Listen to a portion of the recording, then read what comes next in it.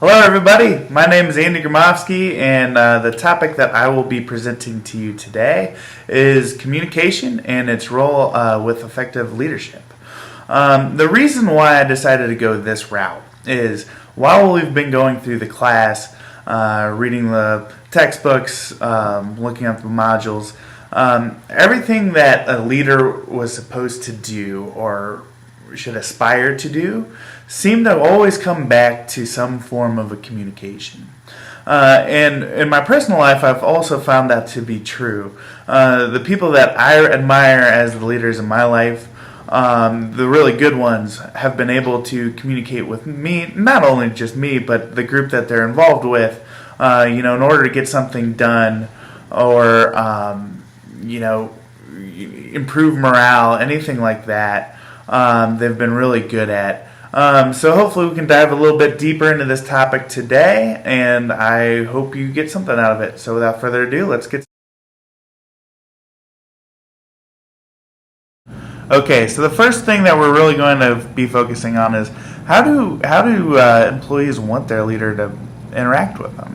Okay, so through some research, basically they found that they wanted their leader to be competent, okay, so that they wanted them to know what's going on, help guide them, okay, through their job, and help complete tasks and make sure everyone can complete the goals that are set out for the organization. So obviously you want to be task oriented, okay. On top of that, though, another one that a lot of people kind of forget about is the relational aspect, okay. So employees actually want their boss to talk to them about how they're doing, how their life is, how they can, become better professionally and personally, have guidance that way as well. So the best type of communication a leader can really do is a combination of the both.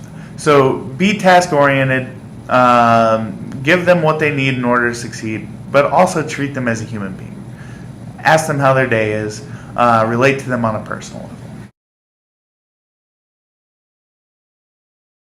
To build off of that, all right, another thing that you can do as the leader would be to keep an open communication for your organization's environment. Okay, so some things that employees really like is to know that they're being heard. They like knowing that they can voice their opinions. It gives them some sense of belonging, if you can do that. And by keeping open communications, almost like an open floor, another thing you can do is appeal to their interest.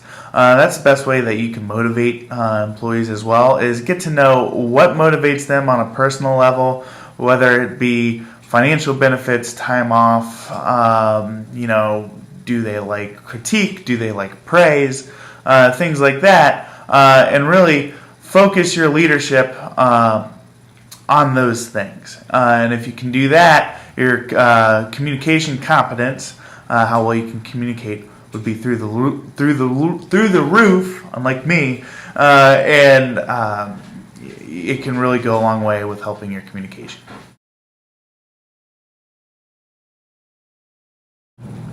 A really key part to building up your communication with members of your group is building up trust. Okay, so obviously trust is them knowing that you're going to put your best effort, your best foot forward. You're going to give your best ideas that you have, and you're there for them. Okay, so that's how you build up trust. Basically, what trust does, it allows them to be open to your idea. Obviously, when you trust somebody, okay, you're opening yourself up to be vulnerable, and the employees, they have to trust you in order to do that. Nobody wants to get hurt. If what you're telling them is potentially wrong, and something bad happens, it's obviously going to affect that. But as long as they know that even if things don't go as planned, there'll be another way to get around it, or you have their back, it will go a long way to helping the overall. So how do you go about building trust in an organization? Well, the number one thing to do, and it's not rocket science, but it's to make sure you're competent. Okay, so they trust that you're going to get the work done that needs to be done. You get it done on time. You're punctual. They know that you're putting your best foot forward, and also be ethical. That's another thing too. Tell them the truth. They're going to know if you lie. On both ends, it works both ways too. So if you're working with a supervisor, if you want them to trust you, you have to show that you're competent in what they're asking you to do. And same with the employees. They're expecting you to guide them, so you have to be the one to help them out and go a little bit above and beyond. So that's how you build up trust.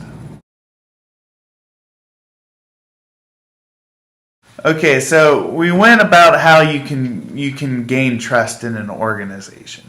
Okay, gaining trust in an organization really coincides with how you become a leader. Okay, so basically, when people view a leader in an organization, it's typically someone that can help them solve problems, move the company forward, or the organization, move them forward.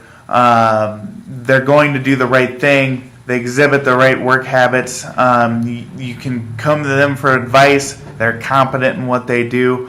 All of those things really kind of coincide together in order to create a leader. So if you're able to do that and use that in your everyday practice, you will be becoming a leader.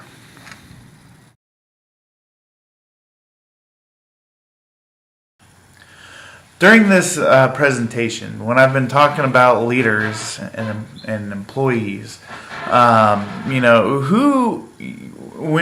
I want you to sit back and picture, who do you picture is the leader of your organization?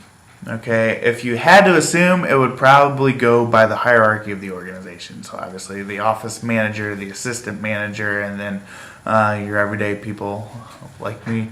But that's typically what people look at, okay? But that's not the case. That's not guaranteed. If you're a manager, it does not make you a leader. If you're not in a managerial role, it does not mean you're not a leader. Basically, what a leader does is it inspires the group to action, okay? So if you can communicate with the people in your office, whether it's your immediate boss or if it's someone, just a colleague, if you can communicate with them, you can help them out, you're there for them, and they know that, they're going to automatically look to you like you're a leader, okay? And then that's how you can develop your own leadership skills. And what's really cool about that is really the organizations look down on their leaders to help break down what the overall organizational goals are. If they can see that you're becoming a leader, and you can help them with that, and that's going to help with your own personal career aspirations. So just because you're not a manager does not mean you're not a leader.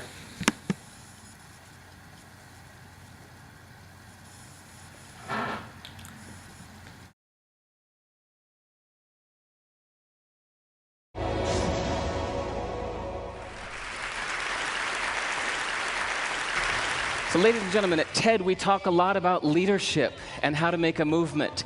So let's watch a movement happen, start to finish, in under 3 minutes and dissect some lessons from it. First, of course you know, a leader needs the guts to stand out and be ridiculed. But what he's doing is so easy to follow. So here's his first follower with a crucial role. He's going to show everyone else how to follow. Now notice that the leader embraces him as an equal. So now it's not about the leader anymore, it's about them, plural. Now there he is calling to his friends. Now if you notice that the first follower is actually an underestimated form of leadership in itself. It takes guts to stand out like that. The first follower is what transforms a lone nut into a leader.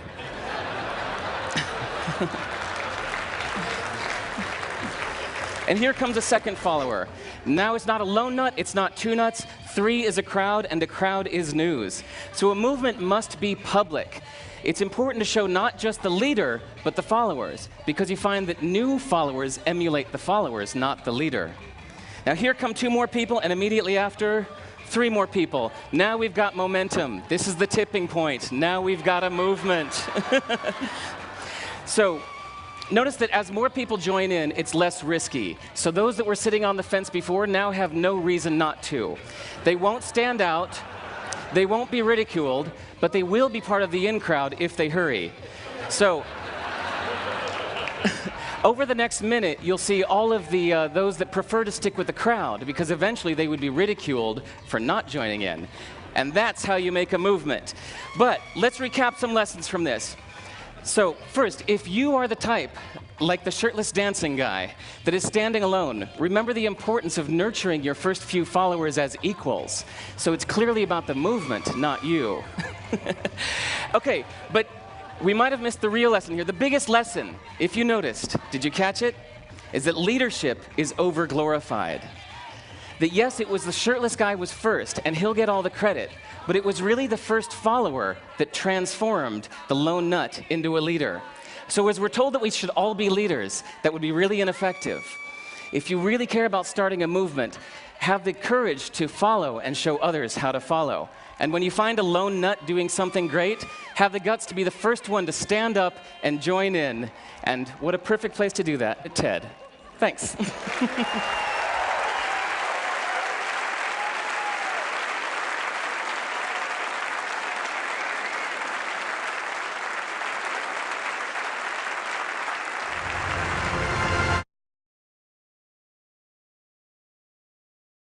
What you just saw is one of my favorite TED Talks. It's all about the first follower. It really coincides great with what I originally talked to you about how anybody can be a leader. It doesn't have to be the supervisor. But also, it's a great segue into my next topic, which is basically built on the same thing. If you're going to bring your organization to the next level, the best way to do it is have open communications and competence from both the supervisor and the colleagues, the coworkers. If you can have both on your team, that's what's going to bring you to the next level. So don't be afraid to be that first follower. That's what's going to separate you. It'll help you, obviously, the leader out, whoever that is. But you have a lot more. You have a lot more control over things than what you think. So definitely do that. Absolutely love that one. Good afternoon. Today I want to share with you my leadership utopia. And when I was discussing this with a friend of mine, he was asking, leadership in utopia? Would we even need leadership in utopia? Isn't utopia finally the place and the moment where we can get rid of all of these leaders and live free? Well, I don't know. I think in a utopia there will be humans, hopefully. And if there are humans, there will hopefully still be social beings as well. And whenever there are social beings, they come together as well and form sometimes groups, sometimes organizations as well. And when there are these organizations, then I think the words of Peter Drucker are true. Only three things happen naturally in organizations: friction, confusion, and underperformance. Therefore, you don't need anything, but everything else requires leadership. So I do think also in utopia we should look at a leadership. But the question is, what kind of leadership? Should we look at the hero model of leadership, where the shining star is the ideal person? I don't know. Today I want to explore with you a different kind of leadership. And for this, I want you to do a little thought experiment. Think about the best leader you have ever worked with. Take a couple of seconds. Think about that person. What did he or she do, say, and so on? Now, all of you will have experienced other people, but I would dare to say, I don't think you will have things like, well, the way that person yelled at me in the morning, that was excellent. That was just brilliant, the way, and I wanted always to have more. Probably not. Probably that person would have done different things. And I want to explore that together with you. Now, I do think leadership is an interesting thing, and sometimes it's over-glorified, but whenever you become a leader, and I had the chance to lead small teams, large organizations, non-profit, profit organizations, whenever you become a leader, you have like a rendezvous with reality. Leadership is a bit like parenting, right? You have all these visions and ideas what you will do, and then you're in the moment, and then what I would call the leadership problem formula kicks in. And probably the people you have thought about just a second ago have mastered this formula. What does that formula look like? Every leader and every of you who has ever been in a leadership position might have faced these challenges. I think every leader faces the leadership problem formula, and that goes TLT times people times power. First one is TLT, which for me stands for too little time. There's just not enough time to do things, and you can't pass it around, oh, somebody will take care of it. No, it's you, and then you need to do something. And what many people then fall back in is what I would call the headless chicken syndrome. They run around and say, oh, no, you do that, you do that, you do that, you do that. And that might then not be the greatest leadership. Then comes as well people. All leaders have to deal with people. And for me, I'm always reminded of my very first official leadership position, more than 10 years ago. So I would have my first direct reports, and the first direct report was coming into the room, and I had it all lined up. I had the vision, I had the team spirit, I had the story to tell, basically. And that was a very assertive young gentleman who came to me and said, Lars, that's all nice, but I have a question for you. Actually, I studied the email policy of the company. And you know, I have a motto I live by.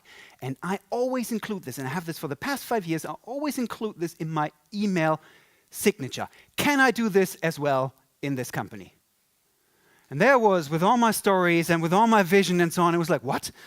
Is that what leadership is all about? So I was studying the manuals for 2 hours and so on. Finally, we said, okay, let's go ahead with this one.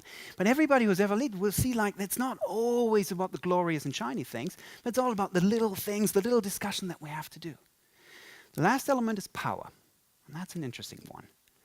There's a very interesting study done at the University of Berkeley in '98, and they brought in random students and selected them randomly in groups of 3. And from these groups of 3, 2 of them had to do a 2-hour assignment, and one of them was randomly assigned to be the supervisor. And then, as social science experiments goes, there was a special twist to it. At half an hour, the researchers then brought in cookies. And of course, it was videotaped. And then they observed what happens actually there. They had some hypothesis. And sure enough, the people who were randomly assigned to be supervisors significantly ate more of the cookies, but not only this. They actually left significantly more of the breadcrumbs as well on the table, like I'm this, and it was very visually measurable. And that just shows, after 30 minutes of random higher status, this power thing kicks in. It's something within us in humans, and I think that is also something to be needed to take care of. Now, I do think these are the classic leadership problems that are not very often taken care of, but I think in a utopia, we need to address those. So how do we do that? What is the way out? For this one, I think we need to travel back in time. Actually, almost 1900 years, to Rome, to a person called Marcus Aurelius. Now, some of you might know Marcus Aurelius. Marcus Aurelius is one of the predominant figures of the Stoic school of philosophy. The Stoics, like the Zen of the West, almost. But Marcus Aurelius is interesting for leadership because he was running a little, little side business also on the side. He had a little side job in moonlighting. He was, and that's why on the statue, he's also, you see him there on a horse as well. He was at the time as well, on top of being a philosopher, he had the side job of being the emperor of Rome at the time. And the historian William Irvine calls him actually the true beacon of enlightened leadership. He was supposed to be one of the last of the 5 good kings of Rome. Now, Marcus Aurelius, what we know of him, said things like this: the happiness of your life depends on the quality of your thoughts. He said, so act virtuous, use your time well, and be cheerful. Then when you drop from life's tree, you will drop like ripe fruit. Now, can you imagine these words being uttered by some of the leaders like Trump and so on today? Most likely not really. What did he do? And we know a couple of things that were transmitted from this one. I think that is a sign for utopia leadership that we can dive into. He was focusing a lot of his time on a field which I would call self-leadership. Leading oneself first before going out and leading others. And I think that, in my leadership challenges, helped me enormously to actually face some of the challenges of the leadership formula that I've shared with you. The founder of Visa, D. Hawk, once said, if you want to lead, invest at least 40% of your time in leading yourself first before you go out to others. Now, how do you do that? And what I want to share with you are a couple of strategies that I've tested, that I've worked with, and so on, to really try to see what can we do with that field of self-leadership. The first strategy and the first field of self-leadership that is out there is self-awareness. When you become a leader, it's actually some of the crucial things to be self-aware of yourself, but it's getting more and more difficult. Any of you have ever been in a leadership position, if you've ever tried to ask for feedback, that's not so easy. Huh? You ask like, hey team, hey group, do you have some feedback? And very often what you encounter is this silence. Like in these ancient Western movies with these dust balls. Come on, some feedback. Oh, brilliant, but everything's fine. And you know, no, that's not right. Well, you're signing the paycheck, basically. And they're like, no, great, brilliant. Now, there are some ways, of course, to learn to ask also for better feedback. But one of the things I think every leader can do is to check that for themselves. And one of the tools that I have is what I would call the character traits check. A character traits check. You can do that on a rainy Sunday. And do the following. Ask yourself, for example, what was the worst leader that you ever had? And then think what your face does then with this. This is me reflecting upon this. And then go further and ask, like, what did he or she do actually to be such a worst leader? Did he yell or did she yell? Or did he maybe withhold information? When I was doing this exercise, it was like, well, that bad leader, withholding information. And here comes now the trick in this tool. Give yourself a score from 1 to 5 for yourself. How good are you, for example, at sharing or withholding information? How bad are you at this one? And for me, that was like, oh, I'm actually not very good at this. So what is my plan to move that up, to become very good at this one? Because what we find bad in others will very often resonates also with ourselves. One of the key things to do from time to time. But if you do that, you will see also the vapor trail effect. You do that the next morning, you're fully engaged, but then, like one of these trails at the beginning, it's very sharp, but later on it goes, it fades away. And that's why what you can do is a strategy that Marcus Aurelius did every day. And that is self-reflection. Yeah? Taking just a couple of minutes during the day and thinking about the challenges that you have achieved, but also that you are maybe about to have during the day. Marcus Aurelius was famous for doing that in the night. For me, this 5-minute reflection, sometimes I did in the evening, sometimes also in the morning, going to Pain Quotidien, having a quick coffee, and then just opening my black book and just asking a couple of questions. What are the challenges that I'm about to say? How did my leadership go yesterday? How would the leader I would like to be do and face the challenges that I'm about to face today? Then asking this and putting this answer. And just 1 or 2 minutes of those, actually the interesting studies, University of California, just 1 or 2 minutes of those can help raise your compassion level as well for others and maybe beat that cookie problem that we've talked about earlier as well before. Self-reflection, 2 to 5 minutes.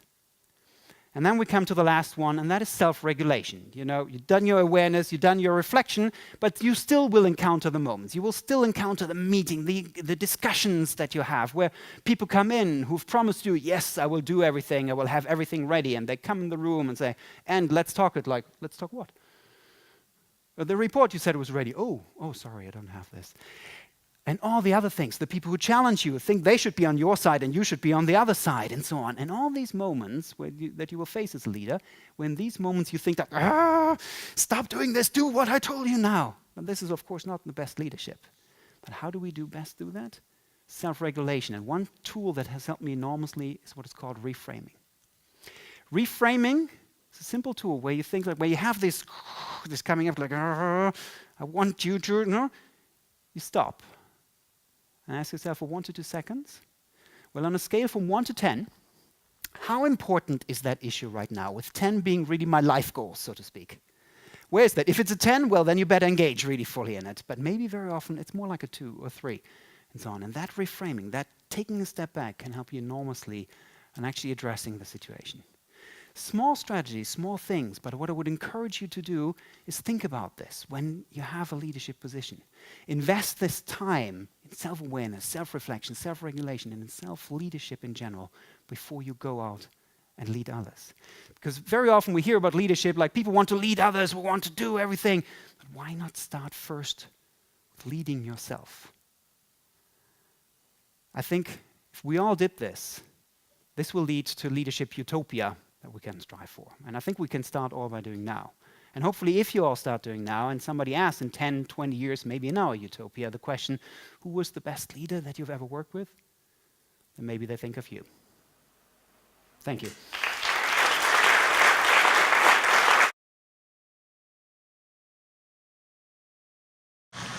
I felt like that TED Talk was a great way to wrap everything up. Okay, if you really think about it, everything that we discussed today, what makes a great leader, the different traits that they have, in order to communicate. Number one thing was they were always competent, punctual, on time, doing what they're supposed to be doing. All things that we all can do. Remember, whether or not you're high up in your organization, if you're not higher up in your organization, everyone has a chance to be a leader. Like they said, it may be a bit overblown, but people can go to you. Just make yourself open to some constructive criticism, but also open to giving feedback to people. Be there for them, be reliable. People will really start looking up to you and respecting you. And that's how you can help out your own individual offices. Hopefully you found this helpful. Hopefully I didn't bore you too much, but other than that, thank you so much. Have a great day.